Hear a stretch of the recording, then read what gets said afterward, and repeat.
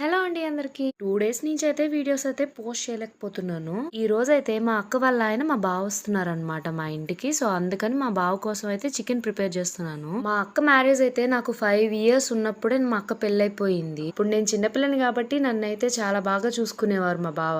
Chicken ని ఇంత స్పైసీగా తినడం మాత్రం మా బావే నేర్పించారు నాకు. స్కూల్ కి హాలిడేస్ ఇస్తే మాత్రం మా అక్క వాళ్ళ దగ్గరికి వెళ్ళిపోయేదాన్ని నేను. సమ్మర్ హాలిడేస్ మొత్తం అక్కడే గడిపేసేదాన్ని. ఆ టైంలోనే మా బావ నాకు స్పైసీగా తినడం అలవాటు చేసేసారు. అసలు నేను ఒకప్పుడు కారం అంటే దగ్గరకు కూడా రానిచ్చేదాన్ని కాదు. అలాంటి దాన్ని ఇప్పుడు నేనే అందరికన్నా ఎక్కువ కారంగా తింటాను. ఎంతో కారంగా తినే మా ఆయనే భయపడతాడు నేను తినే కారానికి చూసి. నా 10th లో సమ్మర్ హాలిడేస్ కని మా అక్క వాళ్ళ ఇంటికి వెళ్ళాను. ఇక అప్పుడు మా బావ అయితే భలే తిట్టేశారు, నువ్వేంటి అసలు కారమే తినవు అని. ఒక రోజు అయితే మా బావ నాటుకోడి కూర అయితే స్పైసీగా చేయించేశారు మా అక్క చేత. ఆ రోజునైతే నేను జీవితంలో ఎప్పటికీ మర్చిపోను. ఫస్ట్ టైం నేను అంత కారాన్ని తినడం వల్ల నోట్లో నుంచి ముక్కులోంచి నీళ్ళు